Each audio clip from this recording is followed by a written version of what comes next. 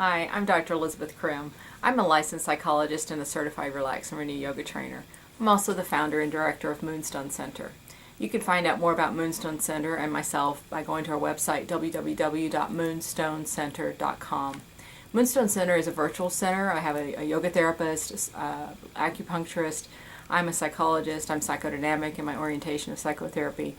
We bring in other professionals at times depending on the needs of the individual or the couple or family that we're treating. And it's a very powerful intervention because it's how we attend to mind, body, and spirit through our active integrated treatment teaming.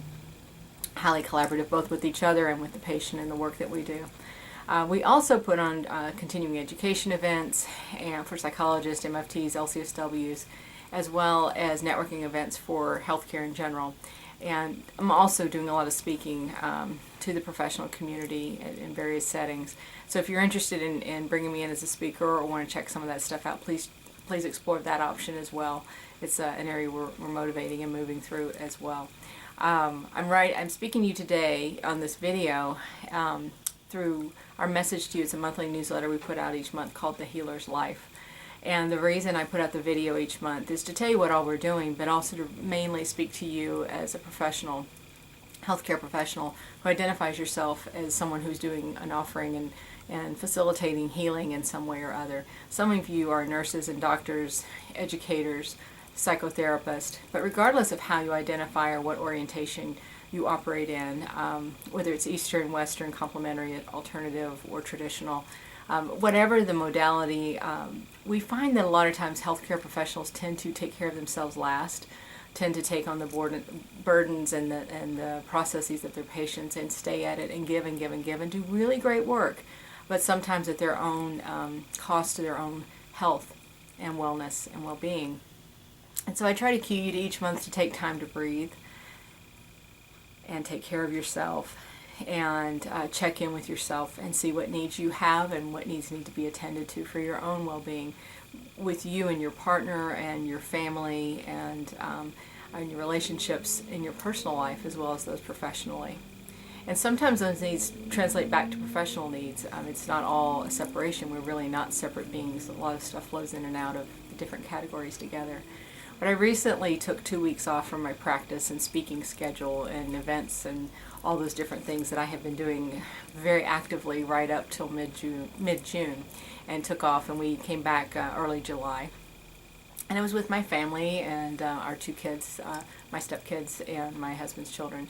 And we visited his family, his parents, who were celebrating their 60th wedding anniversary on the southeast coast.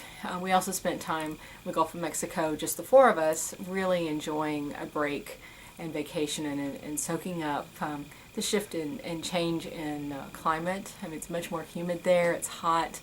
The food is prepared a little bit differently, and so delicious, though. And you'll read the newsletter message. If you don't get our newsletter, go check it out. Sign up for it. You can receive it and experience that. There's a lot more in that than what you get in the video. It was a very powerful time of renewal, of connecting with intergenerations. It was the oldest is 90, the youngest is 17 in this family, and it was a very powerful time for all of us to see the traits that we share because of our genetic and family system and life experiences that have been handed down generation to generation, the values that come through this family. But also, even as these are my in-laws and my stepchildren, to see the similarities we share and the patterns that we share that are from my own past, in part because of who we attract to one another and how those relationships keep developing forward. It's a very healing and expanding time. At times it required a lot of patience, both the generation behind me and the generation above me, but it was also very fulfilling and encouraging and centering and feeding and grounding. And I think it was very powerful for me to take time away from my hat as psychologist and psychotherapist and speaker and author and event producer and CEO of Moonstone Center and all the different things that I do and juggle and I enjoy immensely and find great fulfillment in. But they can get out of balance if we don't take time away to reflect or to renew, to reground, and just have a refreshing in your spirit and in your body and in your mind that can come from taking a mental break from these things. I know some of you don't have the luxury of taking 2 weeks off. I don't always. Not every year do I take a 2-week break.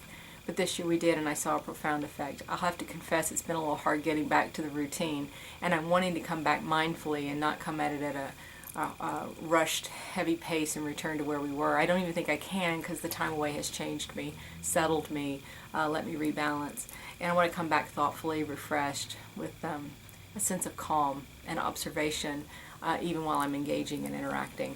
And I think that kind of approach can be good for all of us, in one way or the other. So I encourage you that even though we're toward the end of July right now by the time you get this newsletter, we still have a few more weeks and maybe even a month, depending on when your kids or you go back to school and your fall begins, to take a few days, a day, even an afternoon. But I'm going to encourage you to take a day off, maybe more than one, and devote it to being out and having a sense of summer and taking a break from your routine. If you can take 2 or 3 days, even if it's you stay at home but don't go into the office, I think there's something very powerful about mentally unhooking and being with your family, being with your partner, settling into your home, or if you can, getting away and being in a different environment that can be very corrective and readjusting to your soul and your spirit.